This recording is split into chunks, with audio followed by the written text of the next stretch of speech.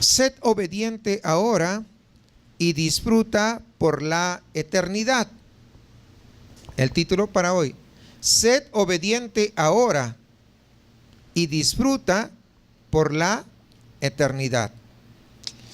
Y este pensamiento es un poco diferente al mundo. El mundo dice: disfruta ahora, ¿verdad? Y págalo en plazos, como puedas. ¿A poco no? Te pinta ahí, tómate las vacaciones en Cancún y lo pagas en cómodas cuotas. Pero esas cómodas cuotas te están cobrando el 300 o 400%, si no es más.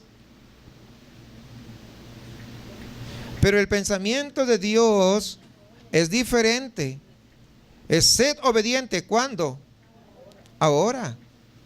O sea, tu vida, lo que importa para Dios es ahora. Es que yo era obediente, pues ¿qué? Ahora es lo que importa. Porque cuando Cristo venga a decir: ahora, ¿cómo tú estás? Sed obediente ahora y disfruta por la eternidad. Y este capítulo 23 que vamos a ver el día de hoy nos va a mostrar un tipo y símbolo de la historia de nuestra redención por medio de Israel. Así que aquí con este capítulo 23 estamos empezando la última sección de este libro, que habla sobre la separación acá en la tierra. Y en estos 5 capítulos Dios le da a los pueblos judíos algunas instrucciones de cómo tiene que andar en santidad cuando estén ya en la tierra prometida. Y esta última sección del libro, y hemos visto 2 secciones, ¿recuerdan? Esta última sección que empieza acá en el capítulo 23 va a hablar sobre las fiestas que Israel iba a celebrar en la tierra. Y allí nos menciona de 7 fiestas. Y de alguna manera estas fiestas nos dan un bosquejo general del plan de redención que Dios tiene para cada uno de nosotros, usando desde luego la nación de Israel. Y estas 7 fiestas están formadas básicamente en 3 grupos. Las primeras 3 fiestas toman lugar durante el primer mes del calendario de los judíos, que sería más o menos los últimos días de abril o los primeros días de mayo aproximadamente. La cuarta fiesta toma lugar 50 días después de esta fiesta que termina, es decir, en el tercer mes. Y por último, las 3 fiestas últimas se celebran durante el 7º mes. Y usted dirá: ¿para qué menciona todo eso? Pues todo eso es importante a la hora que vamos a desarrollar, porque nos va a ayudar a comprender a nosotros en dónde estamos. ¿Qué cosa? ¿Por qué menciona las fiestas? ¿Por qué menciona los meses? Y así que vamos a ver esto a la luz de la palabra. De tal manera, hermanos, que si nosotros recordamos un poquito que Dios manda que todos los varones judíos suban a Jerusalén 3 veces al año para celebrar las fiestas. Y además estas 3, si se dan cuenta, son las 3 separaciones de las fiestas que hay, que acabo de mencionar. Estas 3 subidas a Jerusalén también nos muestran de alguna manera 3 arrebatamientos que la Biblia narra. Y dice: sube acá. Éxodo 23, ahí usted lo puede ver con bastante detenimiento. Así que 3 veces cada año aparecerá todo varón, fíjese, todo varón delante de Jehová. Todo varón. ¿Por qué? Porque el varón es ¿qué cosa? Pues la cabeza. Una familia que no tiene un varón, por ejemplo, pues está sin cabeza. Y dígame, ¿a dónde va alguien que no tiene cabeza? No tiene dirección. Un varón que no se pone en la brecha, ¿a dónde se va esa familia? Un varón que no ora, ¿a dónde va a llegar esa familia? Un varón que no persevera. Yo sé que hay hermanas que dirán: pero mi esposo no es cristiano. Pues hay que orar con mayor intensidad, de tal manera que pueda convertirse en esa cabeza que Dios ha diseñado. Pues cuando uno estaba en el mundo, buscaba lógicamente gente del mundo, y Dios en su misericordia pues nos salvó a nosotros, o los salvó a ustedes, hablando de nuestras hermanas, pero es con un fin y es un propósito. Así que esperemos realmente que las rodillas puedan estar cada día más cerca del suelo para poder interceder por sus esposos, y que Dios extienda su gracia y pueda salvarlos y puedan también lograr ser la cabeza de esa familia. ¿Por qué? Ya lo acabamos de decir. Imagínense, si una persona no tiene cabeza, ¿cómo se va a dirigir? Es imposible. Lo mismo pasa en la familia. Así que si se dan cuenta, a lo largo de toda la Biblia, Dios siempre está llamando a los varones. Deuteronomio 16:16 dice: 3 veces cada año aparecerá todo varón tuyo delante de Jehová tu Dios, en el lugar que Él escogiere. ¿En qué lugar? En que Él escogiere. Es Dios el que escoge dónde quiere que se presente uno. No es uno quien escoge. Yo voy a servir a Dios aquí. No. ¿Saben qué? Yo me voy. No, como que no me gusta cómo predican o cómo enseñan, así que mejor me voy. No depende de uno, depende de donde Dios escogió que tú estés. Donde Dios escogiere. ¿Quién es el que escoge? Es Dios, hermanos. ¿Sí queda claro eso? Es Dios quien escoge dónde le vamos a servir, no nosotros. En el lugar que Él escogiere. En la fiesta solemne de los panes sin levadura, y en la fiesta solemne de las semanas, y en la fiesta solemne de los tabernáculos. Y ninguno se presentará delante de Jehová con las manos vacías. ¿Ah? Qué tremendo. Así que Levítico 23 empieza con la fiesta de la semana, del día de reposo. Es así porque esta es la manera que Dios ha establecido, o lo estableció, para llevar al pecador a la redención en Cristo Jesús. Y lo vamos a ver. Hay que empezar con la ley para luego poder meter al pecador en el plan de redentor de Cristo. Si no se le muestra la ley, es imposible. Cuando directamente vamos y, por ejemplo, queremos predicarle Dios es amor y Dios te ama, no interesa cómo tú estás y cosas por el estilo, pues no va a querer. Si Dios me ama, ¿para qué me arrepiento, no? ¿Estoy bien? Si así de borracho como soy, y así de mujeriego como soy, si así de drogadicto como me ama, entonces ¿para qué me arrepiento? Pues le sigo igual, si Dios me ama. ¿Verdad que sí? Pero cuando vamos a la ley, entonces nadie tiene excusas, y la ley lo empuja al pecador para que vaya a Cristo, que es el único que puede limpiar sus pecados. Así que eso lo hemos aprendido, y yo creo que ustedes también han entendido todo eso bastante claro. Así que vamos a Levítico, ahora sí, versículo 1, y vamos de ahí a empezar en adelante. Habla de la fiesta semanal, es decir, el día séptimo, el día de reposo, dice: habló Jehová a Moisés diciendo: habla a los hijos de Israel y diles: las fiestas solemnes de Jehová, las cuales proclamaréis como santas convocaciones. Mire, cuando Dios manda algo, eso es ¿qué?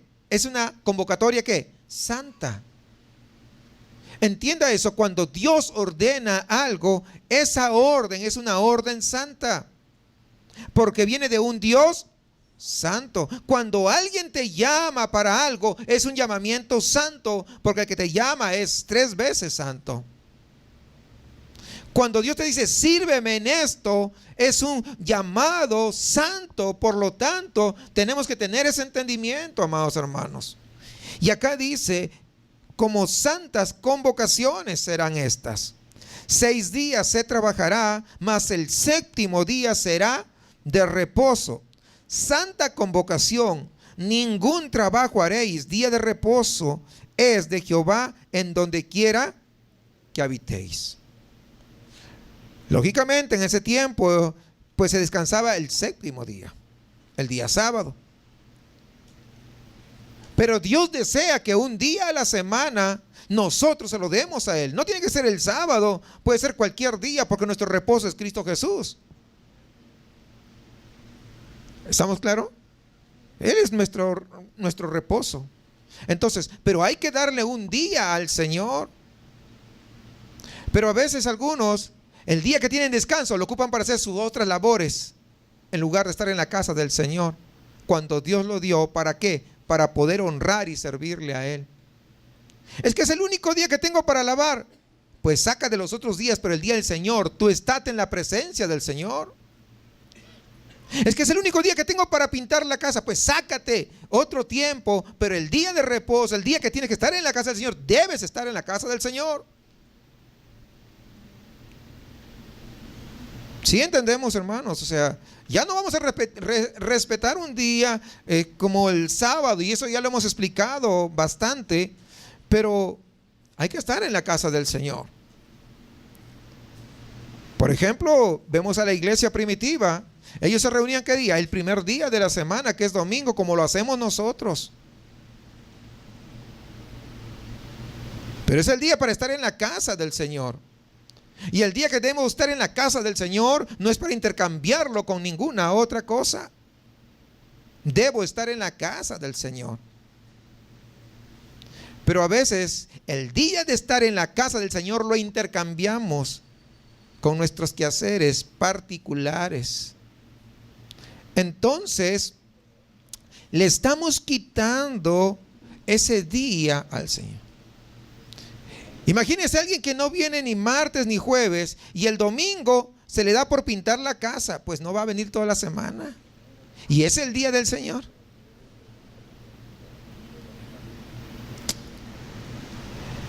Así que en este capítulo que trata de las fiestas anuales, debe llamarnos la atención que Dios empieza con una santa convocación semanal.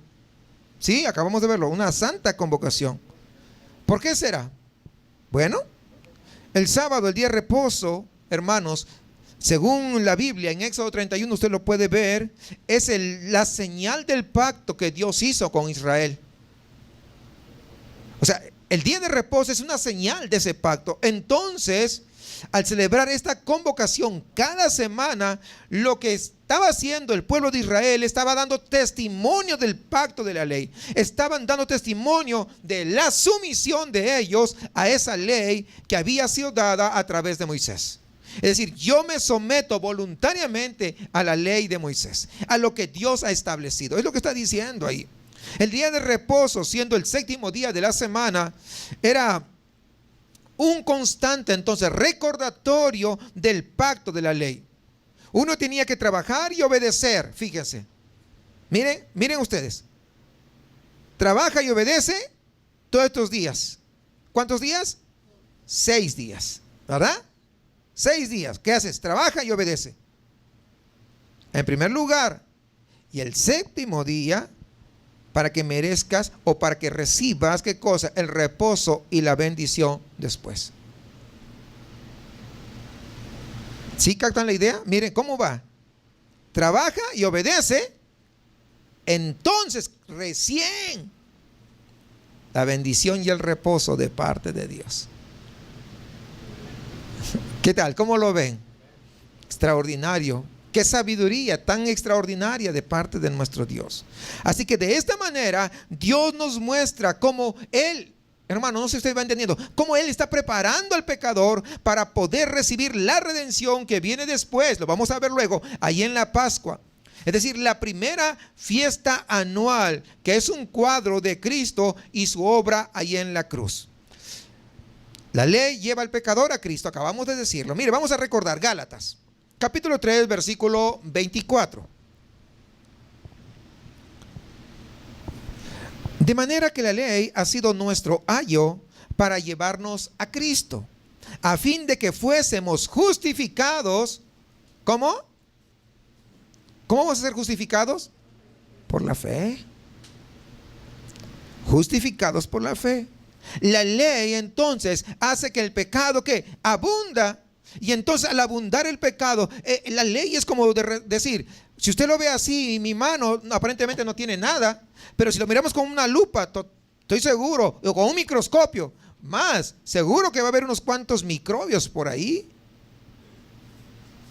Aunque yo trate de estar limpio, aunque me lave y todo, pero va a haber algo.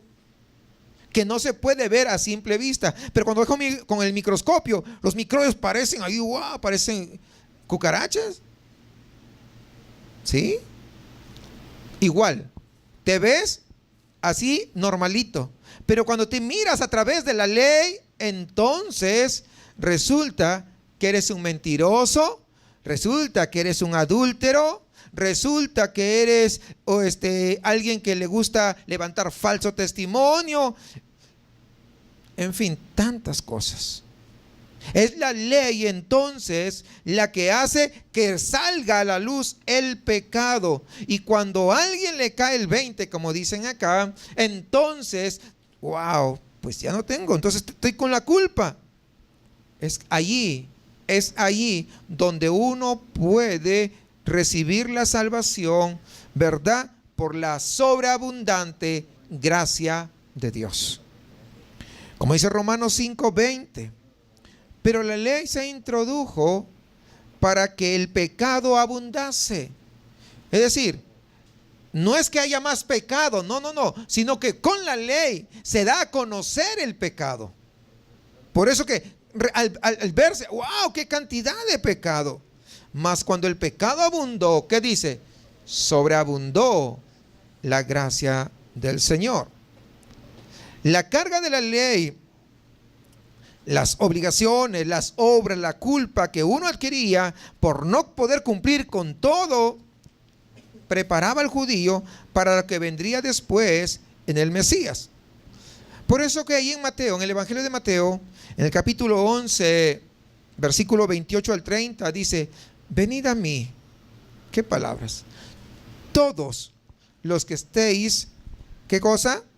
Trabajados y cargados, y yo os haré descansar. Y ellos entendían perfectamente. ¿Por qué? Porque la ley se lo estaba mostrando. Llevad mi yugo sobre vosotros y aprended de mí, que soy manso y humilde de corazón, y hallaréis descanso para vuestras almas, porque mi yugo es fácil y ligera mi carga. Y como que algunos dicen: es que la vida cristiana es bien difícil. Y acá ¿qué dice? Mi yugo, ¿qué cosa es?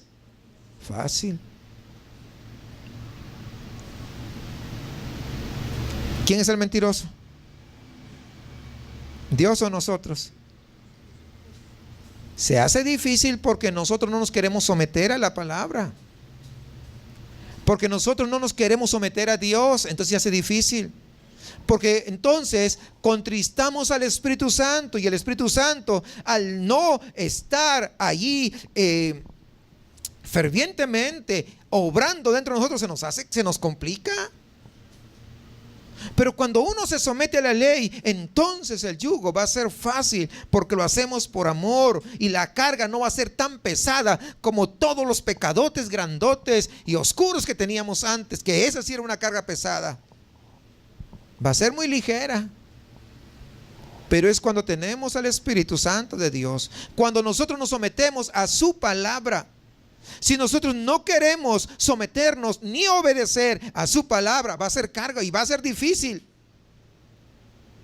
¿Por qué a muchos les cuesta llegar a la iglesia?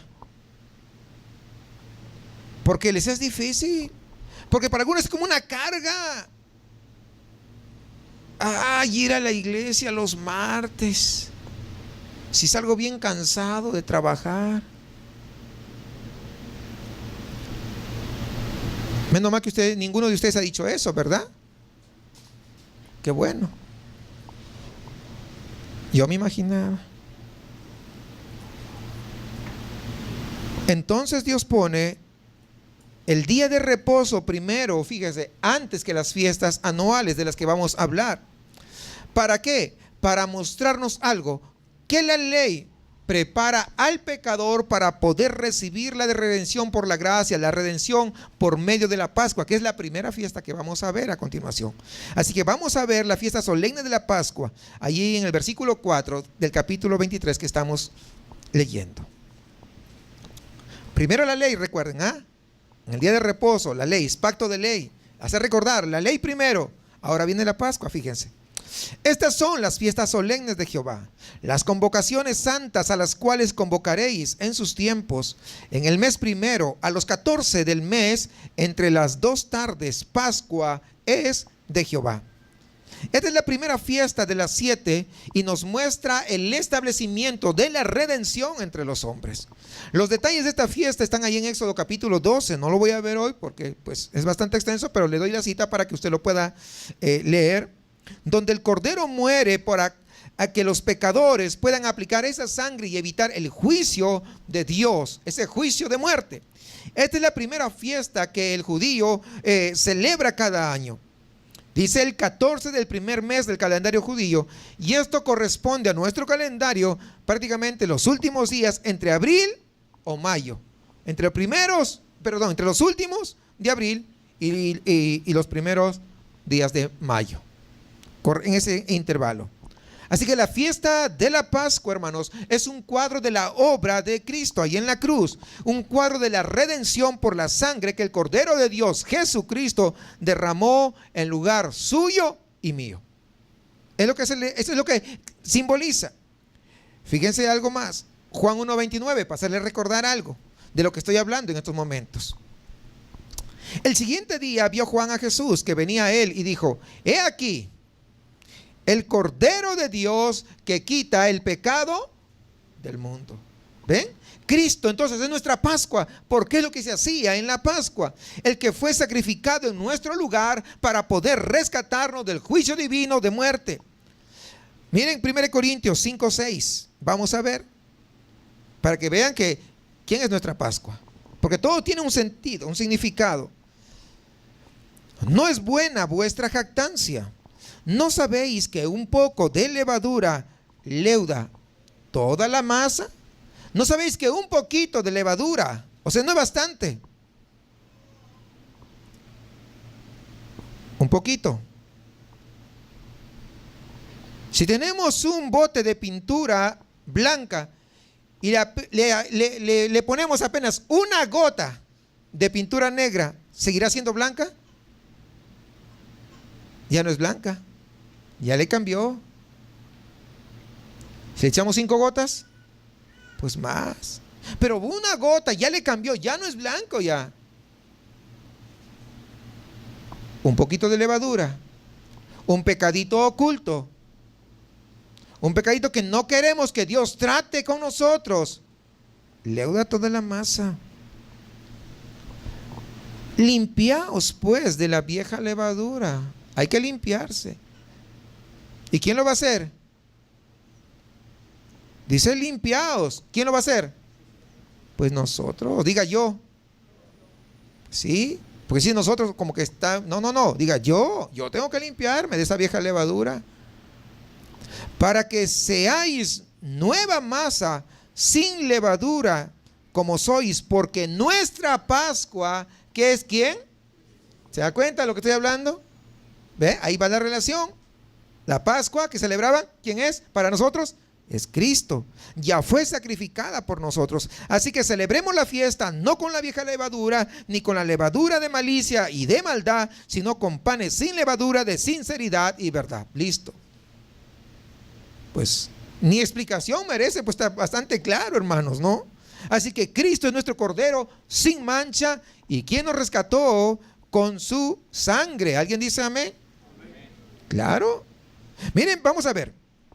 Primera de Pedro 1:18.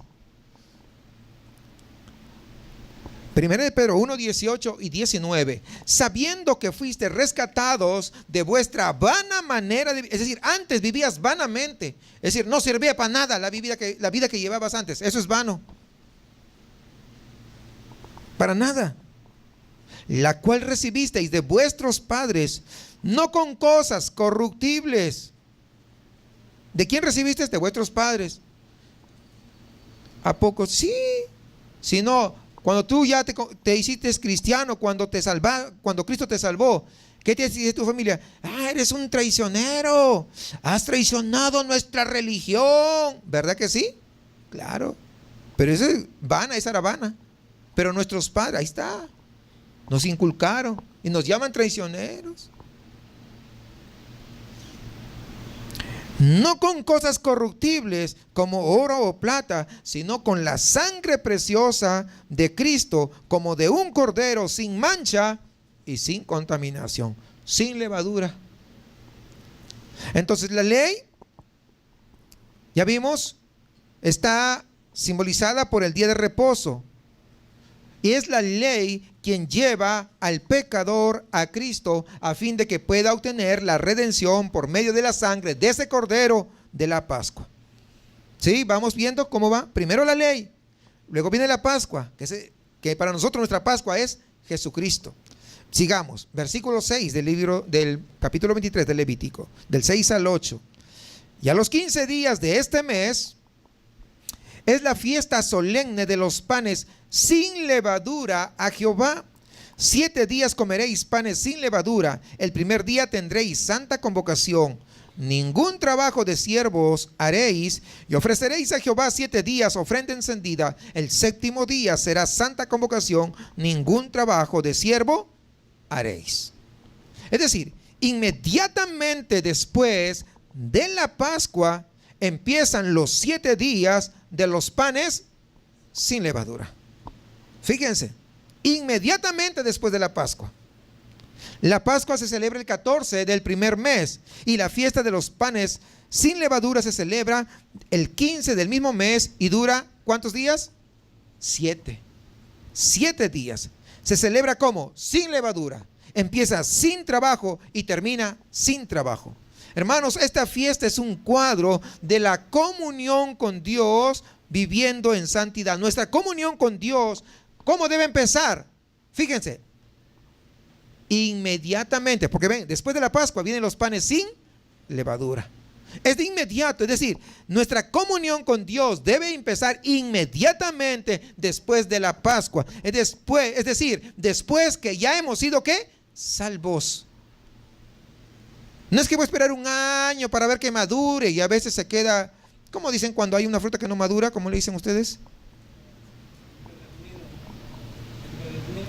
¿Empedernida? Empedernida. Se queda empedernida. A veces los cristianos están empedernidos también algunos. Que ya pasaron mucho tiempo y siguen empedernidos. No sé, es que si quieren una bomba atómica del Espíritu Santo. Sí, es que fíjese, aquí vemos el cuadro de la redención. ¿Estamos viendo, captando la idea o no? Ahí está, la ley te lleva a ¿quién? A Cristo, que es nuestra Pascua, y es a través de ese sacrificio que somos salvos. Inmediatamente viene ¿qué? Los panes sin pecado, porque la levadura es símbolo de pecado, recordemos. ¿Y sin levadura qué significa? ¿Van captando la idea? Es decir, inmediatamente después de la Pascua, es decir, después de nuestra salvación en Cristo, comenzamos a vivir.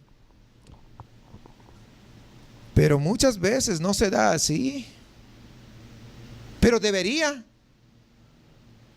Y muchas veces no se da así porque nosotros no somos capaces de ¿qué? ¿De qué? Despojarnos de esa vieja levadura. Despojarnos de esa vieja masa. Tal como en esta fiesta, la comunión con Dios, esa comunión íntima del hombre con Dios se celebra sin levadura, sin pecado. Porque es la forma de tener comunión. La levadura en la Biblia es un cuadro del pecado. Vemos 1 Corintios 5:8 y también, no solamente del pecado, también ¿sabe de qué? A ver, ¿de qué más? Es símbolo la levadura. ¿Saben de qué? De la mala doctrina. Y ahora vamos a ver algo importante. 1 Corintios, vamos 1 Corintios 5:8. Así que celebremos la fiesta no con la vieja levadura, ni con la levadura de malicia y de maldad, sino con panes sin levadura de sinceridad y de verdad. Es decir, primero, la levadura está hablando ¿qué? Malicia y de maldad. Eso es la levadura. Pero vamos a ver. ¿Pero qué más significa? Vamos a ver, le dije, ¿no? Ese es pecado, desde luego, lo que estamos hablando. Vamos a Mateo 16:6, fíjense.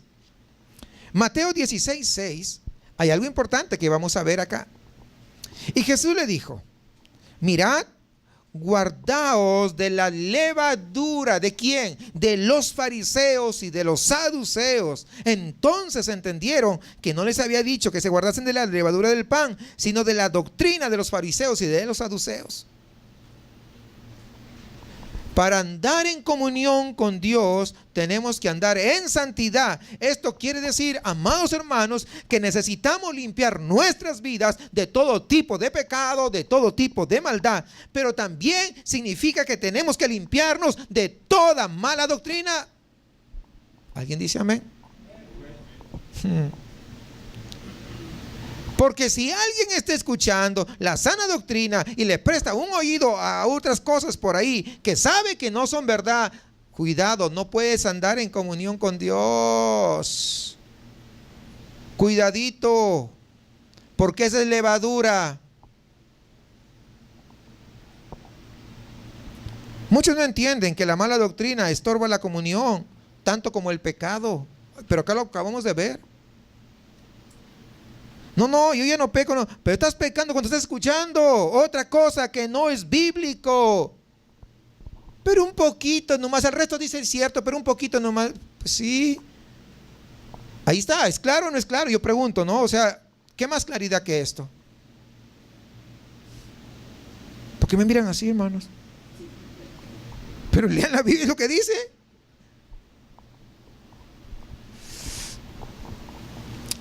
Hermanos, ¿por qué?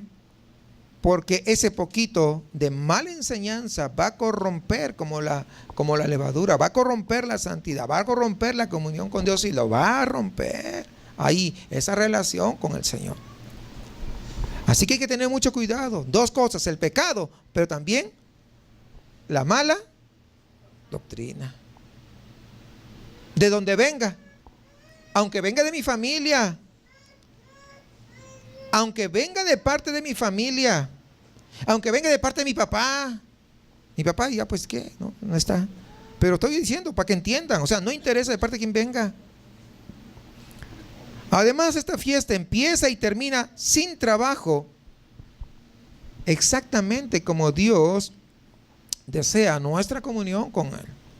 No podemos agregar nada, hermanos. ¿Por qué sin trabajo? Porque no le podemos agregar nada a la obra de Cristo, porque Él realizó todo a nuestro favor. ¿Qué tenemos que hacer? Es poner nuestra fe en Cristo y nada más.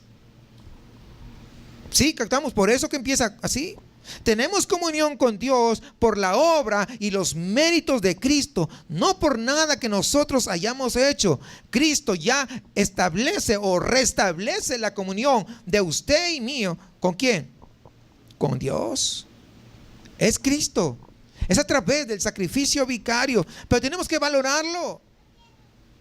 Tenemos que valorarlo, tenemos que respetarlo, tenemos que honrar a Dios. La fiesta entonces solemne de los panes sin levadura, hermanos, nos muestra un símbolo de la comunión con Dios en la santidad que debe empezar inmediatamente después de ¿qué? De la salvación. O sea, esa comunión con Dios debe empezar inmediatamente después que uno es salvo.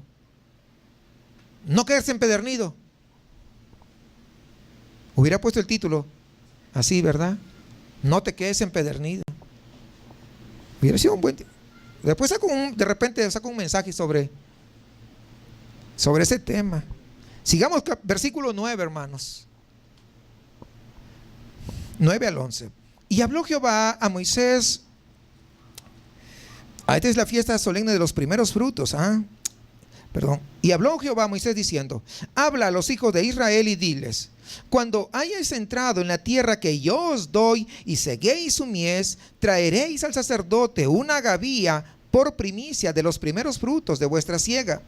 Y el sacerdote mecerá la gavilla delante de Jehová para que seáis aceptos. El día siguiente del día de reposo la mecerá. Esta fiesta se celebra durante la cosecha, pero ya es en la tierra prometida. No sé si usted va captando la idea. No se ofrece la gavilla hasta que entran en la tierra que Dios le prometió. Se celebra la fiesta el domingo después del primer día de reposo durante la cosecha de las primicias de la cebada. ¿Por qué? Porque recuerden, la cebada para que algunos tal vez no recuerden, era la primera cosecha, se cosechaba antes que el trigo, era la primera cosecha que se levantaba allá en el pueblo judío. Muy probablemente se celebra esta fiesta justo después de la fiesta de los panes sin levadura. Así que la fiesta de los primeros frutos es un símbolo de la resurrección de Cristo. ¿Por qué? Es lo primero que se da, ¿recuerdan? Vamos a ver, 1 Corintios, capítulo 15, versículo 20. Mas ahora Cristo ha resucitado de los muertos. ¿Qué más dice? Primicias. ¿Sí van captando la idea? ¿Lo van relacionando? Primicias de los que durmieron es hecho. Primicias. En la Pascua vemos entonces el sacrificio de Cristo en la cruz, el cordero que derrama su sangre por nosotros. Su muerte resulta en que el velo del templo fue rasgado en dos, y eso lo vemos en los evangelios, ¿verdad? De arriba hacia abajo, un cuadro de la comunión que Cristo estableció, ¿verdad?, del hombre con Dios después de su muerte, y eso ya lo hemos explicado. Esto vimos en cuadro, ¿cómo se llama? En la fiesta de los panes sin levadura, la comunión de Dios, ¿con quién? Con el hombre, con aquel que es salvo, ¿no? ¿Cómo va a ser esa comunión? Sin levadura del pecado, sin esa mala doctrina. No se olvide, hermanos, eso es muy importante. Pero ahora viene la próxima fiesta, la siguiente fiesta. Es esta, la que estamos viendo, la tercera fiesta. Es de los primeros frutos. Y esos primeros frutos es un símbolo de la resurrección de Cristo. Porque Él es la primicia, ¿no? Lo acabamos de ver. Este es un símbolo de esa gran resurrección, las primicias de la gran cosecha de almas que se va a recoger luego de su resurrección. ¿Sí captamos la idea? Además de esta fiesta, nos muestra varios aspectos de nuestra vida ahora en Cristo Jesús debido a nuestra resurrección espiritual. Dice Efesios 2:6. Y juntamente con Él nos resucitó y asimismo nos hizo sentar en los lugares celestiales con Cristo Jesús. Puesto que ya resucitamos nosotros espiritualmente con Cristo, podemos andar en el poder de su resurrección. ¿Cuándo? Hoy. No mañana, hoy. Nuestra resurrección espiritual. Y es muy diferente a la resurrección física, porque eso tendrá lugar ¿cuándo? En el arrebatamiento. ¿Sí entendemos eso? ¿Verdad? Eso está bastante claro. Como los israelitas no pudieron celebrar esta fiesta hasta que entraron a la tierra prometida, nosotros, hermanos, no experimentaremos el poder de la resurrección de Cristo hasta que crucemos el Jordán, en compromiso total con Dios, siguiendo a Cristo, siguiendo a nuestro Josué, si quisiéramos decirlo en esos términos metafóricos, es decir, en obediencia y sumisión a aquel que es nuestro Salvador. Porque Josué es eso, el que salva. Jesús, nuestro Salvador. También los que pueden participar en esta fiesta y ofrecen las primicias son los que participan en la cosecha, es decir, los que siguen el fruto de esa tierra. Y esto nos muestra a nosotros, hermanos, un símbolo que hasta que nosotros participemos de este ministerio de la cosecha, no podremos ver, no podremos conocer el poder de la resurrección de Cristo. ¿Y cuál es participar de esa cosecha? De ese ministerio, ¿cuál es? Pues el evangelismo, hermanos. El evangelismo. Muchos quieren experimentar, pero no van a poder experimentar ese poder verdadero de la resurrección de Cristo hasta que comiences a participar, hasta que seas un verdadero ministro de la reconciliación. Cuando tú te conviertas en un verdadero ministro de la reconciliación y comiences a participar activamente en esa cosecha, entonces podrás experimentar en tu vida este poder de la resurrección de Cristo en tu vida. Si no, lo tendrás como una referencia bibliográfica, pero no algo vívido dentro de ti. No te quedes en la teoría, comienza a vivir la vida del verdadero cristiano. Versículo 12 de Levítico 23. Y el día que ofrezcáis la gavilla, ofreceréis un cordero de 1 año sin defecto en holocausto a Jehová. Miren, esta fiesta se celebra con un holocausto. La manera entonces de experimentar el poder de la resurrección de Cristo en nuestras vidas es otra vez con el compromiso total con Dios, con ser totalmente consumido por el Señor. Así como dice Romanos 12, que nos presentemos en sacrificio vivo. En sacrificio vivo. Es la manera que Dios espera que nosotros nos ofrezcamos voluntariamente. No te van a empujar nadie lo va a hacer. Cuando Jesús estuvo aquí, a nadie exigió, a nadie lo empujó, a nadie le dijo, simplemente dijo, ven y sígueme. Lógicamente, algunos sí lo siguieron, pero muchos otros, cuando le comenzaron a decir las verdades, ¿qué hicieron? Le dieron la espalda y se fueron. Y fueron la gran mayoría. Pero lo que Dios espera es esto de cada uno de nosotros, que nosotros verdaderamente podamos presentarnos voluntariamente como ese sacrificio vivo. Versículo 13 dice: su ofrenda será 2 décimas de efa de flor de harina amasada con aceite, ofrenda encendida a Jehová en olor gratísimo, y su libación será de vino, la 4ª parte de un hin. Además de celebrar esta fiesta con una ofrenda de grano, este es un símbolo, hermanos, de las obras de nuestras manos que ofrecemos a Dios. Es decir, el producto de la labor de nuestras manos aquí en la tierra. De eso está hablando. Se ofrece con aceite. ¿Por qué? Porque cada obra que nosotros ofrecemos a Dios deben ser, de alguna manera, vamos a decir el término, mezcladas ¿con qué? Con el aceite del Espíritu Santo. Recordando lo siguiente, como dice la palabra, que hay obras que Él las preparó para nosotros, que nosotros la hagamos. ¿Recuerdan ustedes? Es lo que dice la palabra del Señor. Así que sobre todo lo que esta ofrenda de grano a nosotros nos muestra es que no vamos a experimentar el poder entonces de la resurrección de Cristo en nuestras vidas hasta que estemos haciendo las obras que el Señor quiere que hagamos. ¿Cuáles son las obras? ¿Cuáles son? Las obras del ministerio. ¿De cuál ministerio? El ministerio de la reconciliación. Ya como que algunos se ponen serios, pero pues sí, es la verdad. Sigamos, versículo 14. No comeréis pan, ni grano tostado, ni espiga fresca, hasta este mismo día, hasta que hayáis ofrecido la ofrenda de vuestro Dios. Estatuto perpetuo es por vuestras edades, donde quiera que habitéis. Es decir, los israelitas no comían nada de la cosecha, hermanos, hasta que Dios recibió su parte, las primicias. Es decir, la manera de experimentar entonces el poder de la resurrección hoy es la misma. Dale a Dios prioridad en todo. ¿En qué le vas a dar prioridad a Dios?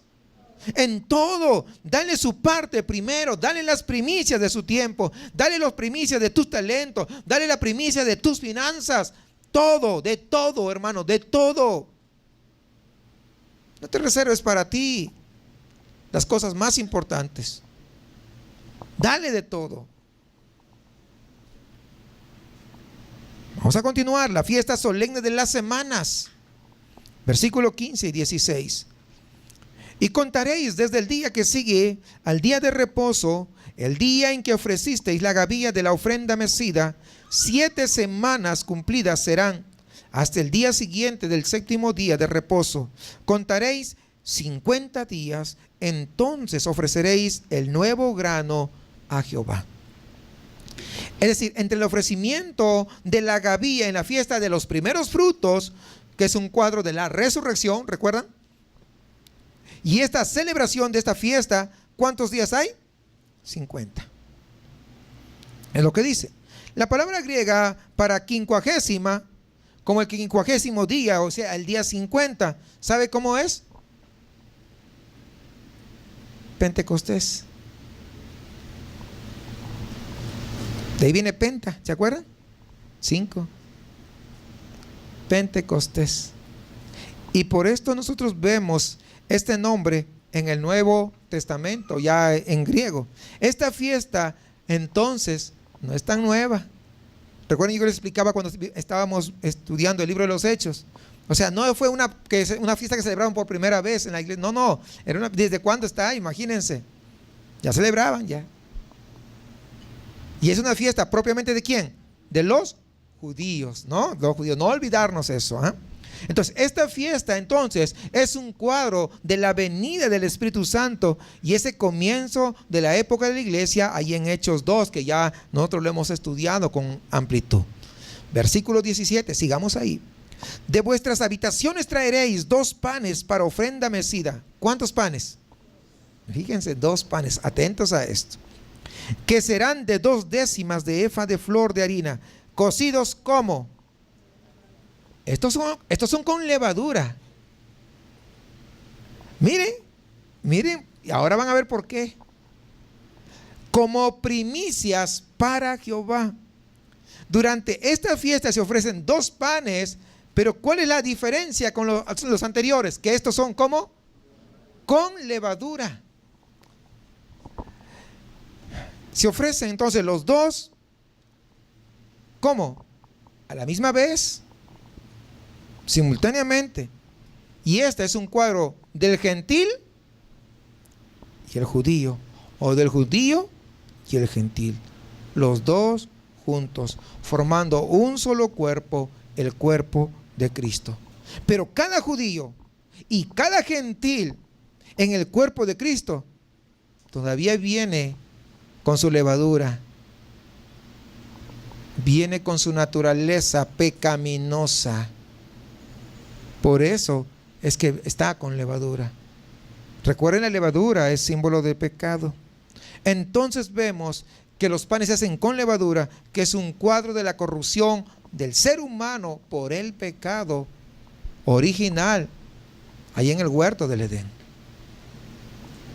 Ven, mire cómo se va presentando todo esto, que todo tiene esto, un mensaje muy importante. Sigamos versículo 22. Cuando segaréis la mies de vuestra tierra, no segaréis hasta el último rincón de ella, ni espigarás tu siega para el pobre y para el extranjero lo dejarás, yo Jehová vuestro Dios. Es decir, esta fiesta es también una celebración de la cosecha. En este caso es la siega del trigo ya, fíjese. Dios manda que los judíos compartan su cosecha con los más necesitados. Y así también, hermanos, es nuestra misión de vida durante la época de la iglesia. Compartimos la cosecha, la provisión de Dios en Cristo con todos los necesitados, no con quien me cae bien, sino con todos. A esto se llama misiones y este es nuestro ministerio aquí. ¿Y cuál es el campo? Pues el mundo. Tenemos que celebrar ¿qué? Esa gran cosecha, pero somos nosotros quienes tienen que hacer ese trabajo. No solamente venir y llenarnos, como dice, tendréis que dejar algo para los pobres, para los necesitados. ¿Quiénes son? Los que no conocen a Cristo, para que también se alimenten. Y después de esta fiesta de Pentecostés, pasan unos 3 meses, casi 4 meses, hermanos, sin nada, sin ninguna otra fiesta, hasta el séptimo mes. Así es la época de la iglesia. Empezó con la gran fiesta de Pentecostés, ahí en Hechos 2, y ha continuado sin otra celebración. No hay otra celebración que se mencione. La próxima fiesta nos señala el comienzo de los últimos eventos del plan redentor. Versículo 23 al 25, vamos de Levítico. Y habló Jehová a Moisés diciendo: habla a los hijos de Israel y diles: en el mes séptimo, al primero del mes tendréis día de reposo, una conmemoración al son de trompetas y una santa convocación. Ningún trabajo de siervos haréis y ofreceréis ofrenda encendida a Jehová.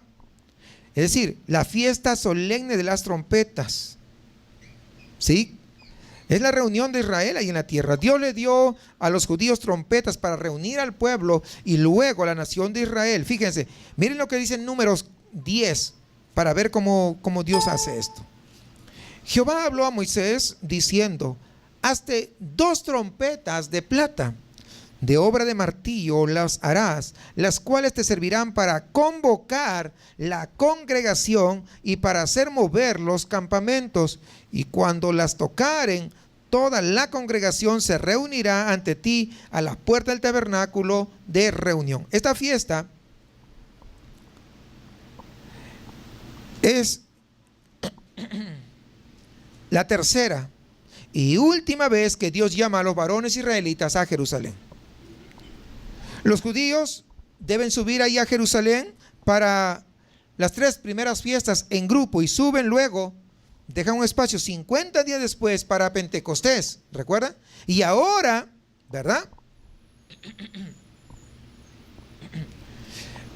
Vamos a ver, casi 4 meses después de Pentecostés, suben para las últimas 3 fiestas. Recuerden que ahí está dividido en 3 espacios. Recuerden que le ves 3 fiestas, una fiesta, 3 fiestas. Son como se dividen estas fiestas.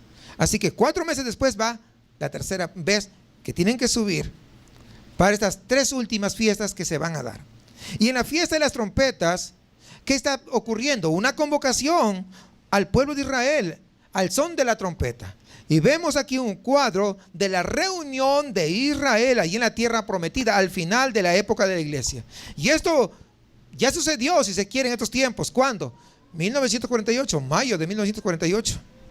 Cuando Israel llegó a ser nación nuevamente, cuando se reunieron, ¿verdad? Y fue reconocido por la Organización de Naciones Unidas. Un día no eran nación y al día siguiente ya eran nación. Es más, a un minuto antes no eran nación, un minuto después que se promulgó, fueron reconocidos como nación. Casi 2000 años después de la dispersión, regresaron y se cumple lo que acá está siendo de alguna manera profetizado. Además, esta misma fiesta anticipa la reunión de Israel al son de la trompeta en la segunda venida de Cristo. Entonces, hermanos, al ver la reunión de Israel allá en el año 1948, sabemos que su última reunión es la segunda venida. Está bastante cerca. ¿Cuántos se alegran por eso?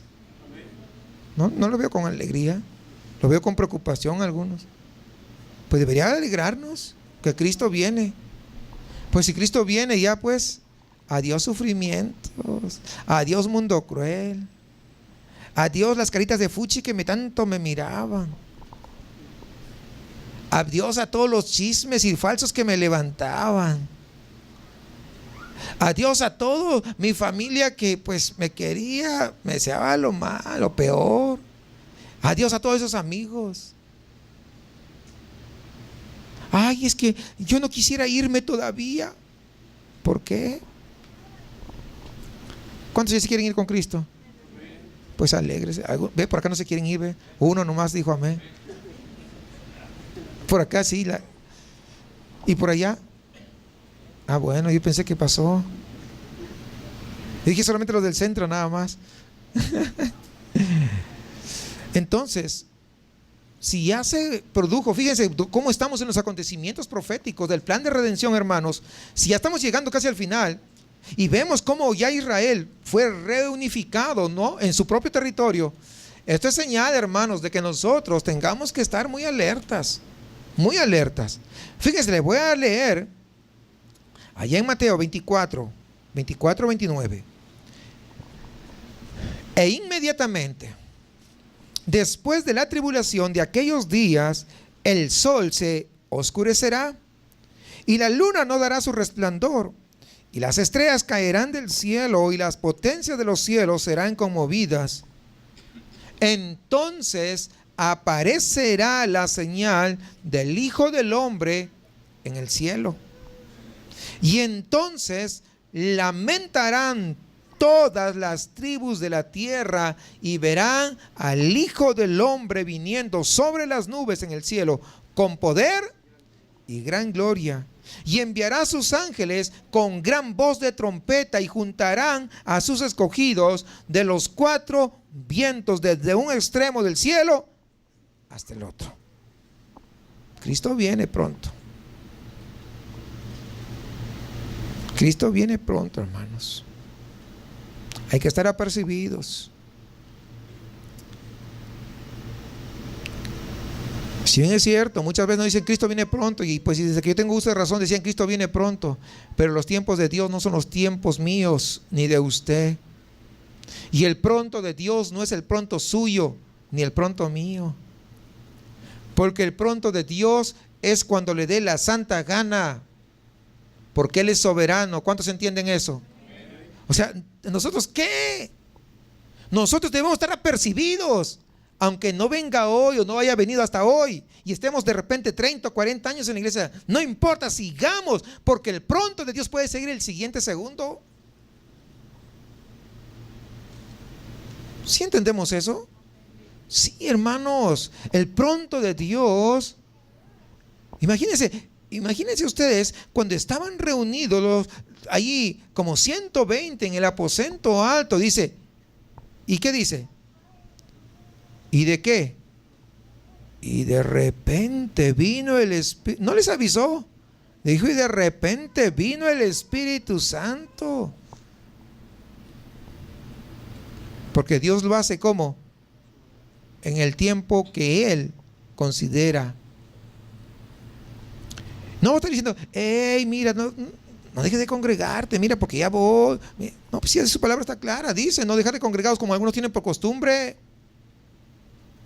Animaos unos a otros. ¿No dice eso? Mucho más cuando sabéis que vuestra redención está pronta, está cerca. ¿No dice eso la Biblia? Pues sí, mis amados, tenemos que estar muy a la expectativa de eso.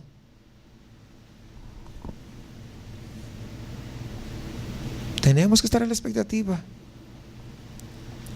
Sigamos ahí en Levítico, versículo 26 al 32. Vamos a ver la fiesta solemne del día de la redención.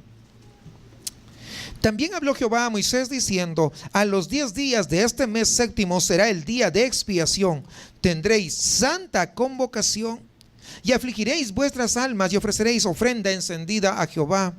Ningún trabajo haréis en este día, porque es día de expiación para reconciliaros delante de Jehová vuestro Dios, porque toda persona que no se afligiere en este mismo día será cortada de su pueblo. ¿Qué palabras? ¿Está fuerte? ¿Sí o no? ¿Lo captan? Está fuerte. Y cualquier persona que hiciere trabajo alguno en este día, yo destruiré a tal persona de entre su pueblo. Wow. Ningún trabajo haréis, estatuto o mandamientos perpetuos es por vuestras generaciones en donde quiera que habitéis. Día de reposo será a vosotros y afligiréis vuestras almas, comenzando a las 9 días del mes en la tarde. De tarde a tarde guardaréis vuestro reposo. Los detalles de este sacrificio están ahí en Levítico 16. Los judíos hoy en día llaman a esta fiesta Yom Kippur. Así se llama hasta el día de hoy, hermanos. Es una fiesta que siguen guardándolo. Es el día cuando por la sangre del sustituto inocente, Hijo de Dios, Dios borra la culpa de los pecados de su pueblo, de la nación entera. Todas las 12 tribus de Israel. Esta fiesta del día de expiación, hermanos, es un cuadro de la gran tribulación, cuando Israel, bajo ese duro castigo de Dios, con esa opresión que Dios va a venir contra ellos, va a reconocer a Jesús como el Mesías y se va a arrepentir de su pecado y se va a arrepentir de haberlo crucificado. Va a llegar ese momento.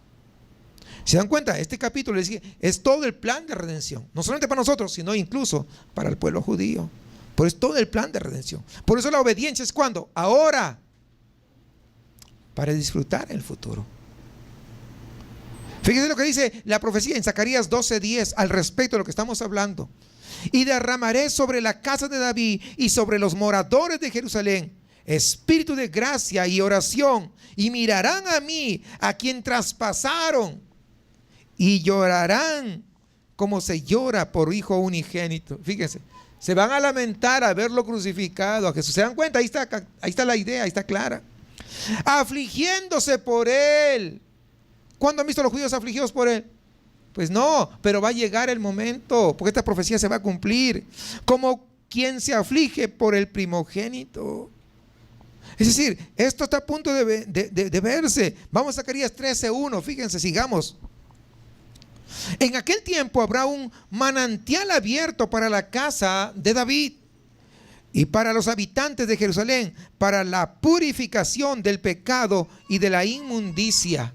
Es decir, la misma fiesta también que anticipa, va a anticipar la segunda venida, cuando Dios va a borrar toda la culpa del pueblo de Israel.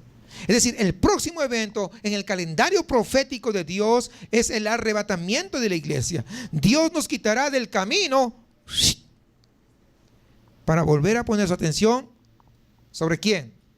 Sobre el pueblo de Israel. Romanos 11:25.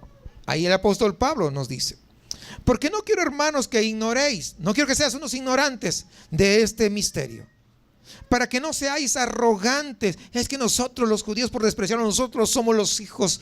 No, cuidadito, no haya, para que no seas arrogante en cuanto a vosotros mismos, que ha acontecido a Israel endurecimiento en parte, hasta que haya entrado la plenitud de los gentiles. Es decir, cuando el último gentil sea salvo, ahí, listo, no más. ¿Quién más va a ser salvo? Pues nadie. Ahora la mirada ya no es para los gentiles, es Israel. No, que me dejo matar, que me dejo decapitar para salvarme. Pues no, si entro a la plenitud de los gentiles ya no. Después de nuestra salida, los 7 años de tribulación servirán para llevar a Israel al arrepentimiento y a esa fe en el Señor Jesucristo, como hemos leído acá en el capítulo 12 y 13 de Zacarías. Son profecías. Luego, después de la tribulación, Cristo va a venir y va a apartar de Jacob. Jacob es Israel, recuerden eso. De la impiedad, sería el día de la expiación de Israel. Miren Romanos, capítulo 11, versículo 26. Y luego todo Israel será salvo. Como está escrito: vendrá de Sión el libertador, que apartará de Jacob, recuerden, ese es Israel, apartará de Israel la impiedad, y este será mi pacto con ellos cuando yo quite sus pecados. Este es el mismo mensaje de los 12 apóstoles que predicaron, hermanos, durante los primeros capítulos del libro de los Hechos. Porque si los judíos hubieran reconocido a Jesús como el Mesías, Cristo habría venido 7 años después. No hubiera habido época de la iglesia. Pero Dios ya sabía lo que iba a pasar. Como yo les he dicho siempre, Dios tiene plan A, no tiene plan B. ¿Por qué? Los planes de Dios se cumplen o se cumplen. Hechos 3:19, ya lo hemos visto, pero vamos a leerlo solamente para entrar un poquito de lo que estoy diciendo en contexto. Así que arrepentíos y convertíos para que sean borrados vuestros pecados, para que vengan de la presencia del Señor tiempos de refrigerio, y Él envía a Jesucristo, que os fue antes anunciado, a quien de cierto es necesario que el cielo reciba hasta los tiempos de la restauración de todas las cosas, de que habló Dios por boca de sus santos profetas, que han sido desde tiempo antiguo. Recuerda, hermanos, que la época de la iglesia era, hasta el rechazo de los judíos en Hechos 7, un misterio que no había sido revelado. Es decir, nadie sabía eso. Dios lo revela después que Israel lo rechaza el evangelio del reino, y en Hechos 7, cuando ya rechaza nuevamente la segunda oportunidad, entonces recién Dios revela ese misterio de la iglesia de los gentiles. ¿Y se la reveló a quién? Al apóstol Pablo, ¿verdad? El apóstol que se levantó, que Dios lo levantó, mejor dicho, para establecer la iglesia y en sí empezar nuestra dispensación. Vamos al versículo 33. La fiesta solemne de los tabernáculos, donde habla de la segunda venida y del milenio. Esa es la última fiesta. Y habló Jehová a Moisés diciendo: habla a los hijos de Israel y diles: a los 15 días de este mes séptimo será la fiesta solemne de los tabernáculos a Jehová por 7 días. El primer día habrá santa convocación, ningún trabajo de siervos haréis. 7 días ofreceréis ofrenda encendida a Jehová. El octavo día tendréis santa convocación y ofreceréis ofrenda encendida a Jehová. Es fiesta, ningún trabajo de siervo haréis. Empieza con un día de reposo, dura toda la semana y termina ¿cuándo? Un día de reposo. ¿Sí captan la idea? Mire cómo está. Al llegar al octavo día de la fiesta de los tabernáculos, es decir, un día de reposo, todo termina, todo se culmina. Versículo 37, sigamos ahí. Dice: estas son las fiestas solemnes de Jehová, a las que convocaréis santas reuniones para ofrecer ofrenda encendida a Jehová, holocausto y ofrenda, sacrificio y libaciones, cada cosa en su tiempo, además de los días de reposo de Jehová, de vuestros dones, de todos vuestros votos y de todas vuestras ofrendas voluntarias que os acostumbráis, dar a Jehová. Es decir, para enfatizar que todo termina, se dan cuenta, Dios como que hace un resumen de todas las fiestas y es como si estuviera diciendo: concluido es, consumado es. Con la fiesta de los tabernáculos se acaba todo. Versículo 39, sigamos ahí. Pero a los 15 días del mes séptimo, cuando hayas recogido el fruto de la tierra, haréis fiesta a Jehová por 7 días. El primer día será de reposo y el octavo día será también día de reposo. Y tomaréis el primer día ramas con fruto de árbol hermoso, ramas de palmeras, ramas de árboles frondosos y sauces de los arroyos. Y os regocijaréis delante de Jehová vuestro Dios por 7 días. Y le haréis fiesta a Jehová por 7 días cada año. Será estatuto perpetuo por vuestras generaciones. En el mes séptimo la haréis. En tabernáculos habitaréis 7 días. Todo natural de Israel habitará en tabernáculos. Fíjense, esa palabra tabernáculos, ¿qué quiere decir? ¿Sabe qué significa? Enramadas. No se pierda esa palabra. ¿Qué significa tabernáculos? Enramadas. No se olviden. Ahorita le voy a explicar por qué. Para que sepan vuestros descendientes que en tabernáculos hice yo habitar a los hijos de Israel cuando los saqué de la tierra de Egipto, yo Jehová vuestro Dios. Es decir, después que Dios da los detalles de la celebración de esta fiesta de los tabernáculos, es un tiempo entonces, si se dan cuenta, de gozo, un tiempo de regocijo entre todo el pueblo de Israel. Además, fíjese bien que la fiesta en sí dura 7 días. Como dice el versículo 39, el 40, el 41, el 42. El octavo día de reposo al final, entonces ya es otra cosa. Ya no es, solamente dura 7 días. El octavo día que menciona ya es algo diferente. La fiesta de los tabernáculos es un cuadro del día cuando Dios hace su tabernáculo con los hombres, mora dentro de los hombres, con los hombres. Y esto sucede al final del plan redentor. Recuerdan, esto ya lo sabemos, ¿verdad? En el día de la segunda venida de Cristo. Y va a durar todo el gran día. ¿Cuánto? 1000 años. Vamos a empezar. Y quiero llevarles un ratito. Vamos a detenernos un poquito ahí y nos vamos a ir al monte de la transfiguración, que ustedes también lo saben. Mateo capítulo 17, versículo 1 al 4.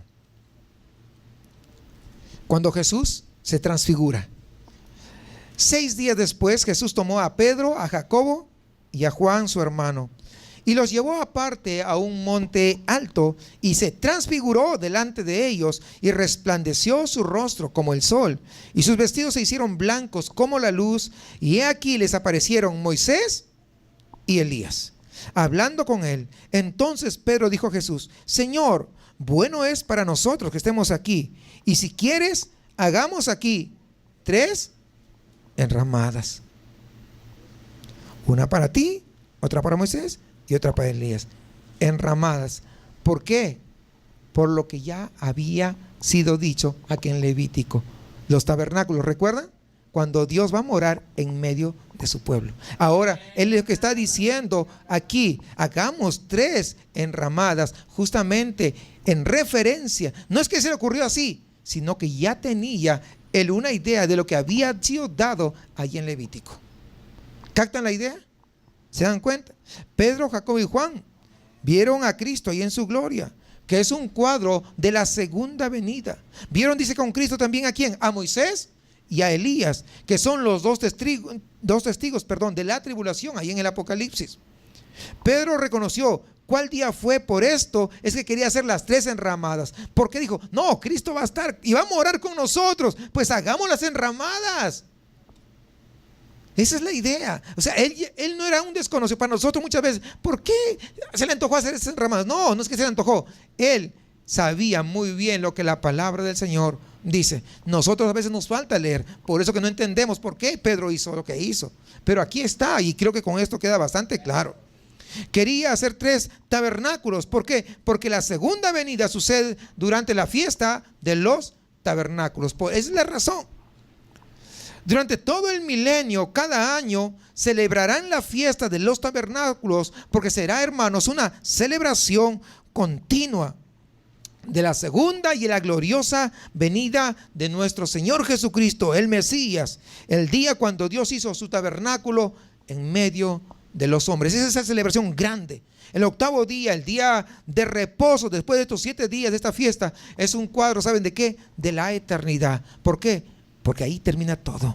El octavo día, en los días de la creación, hay 7,000 años, 7 días de 1,000 años cada día. ¿Sí entendemos eso? Entonces, el octavo día nos muestra ¿qué cosa? Un nuevo comienzo. Y ese nuevo comienzo es la eternidad, tal como lo narra en Apocalipsis. Ahí en Apocalipsis 21:1 dice, vi un cielo nuevo y una tierra nueva. El octavo día. Porque el primer cielo y la primera tierra pasaron, y el mar ya no existía más.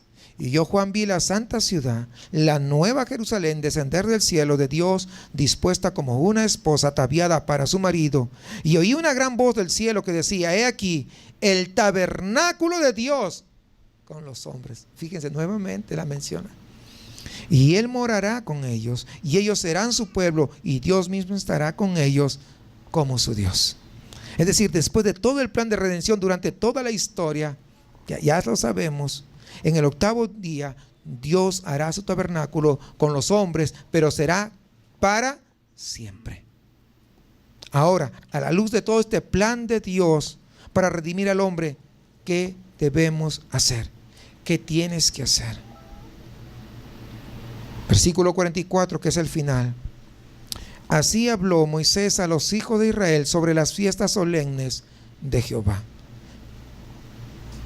Moisés fue fiel a Dios al pie de la letra en todo lo que Dios le dio que hacer y decir. Di esto, eso decía. Haz esto, eso hacía. Si nosotros queremos disfrutar de las bendiciones de Dios, si nosotros queremos gozar de ese gozo, de ese regocijo que vemos en este plan redentor de Dios que se revela a través de estas fiestas solemnes de Israel, tenemos que seguir entonces el ejemplo de Moisés. Practicar lo que el Señor nos dice que practiquemos, hablar lo que Dios nos dice que hablemos, hacer lo que Dios nos manda que hagamos. Sigamos al Señor fieles en todo, al pie de la letra. Leamos la Biblia, escudriñemos la palabra, pero sobre todo seamos obedientes a esa palabra que leemos, a esa palabra que escuchamos. Porque si no, recordemos lo que dice Isaías, y con eso estamos concluyendo. Dice, oh, si hubieres atendido a mis mandamientos, fuera entonces tu paz como un río y tu justicia como las ondas del mar. Si hubieses atendido, hermanos, por eso es que yo titulé este mensaje, sed obediente ahora y disfruta por la eternidad.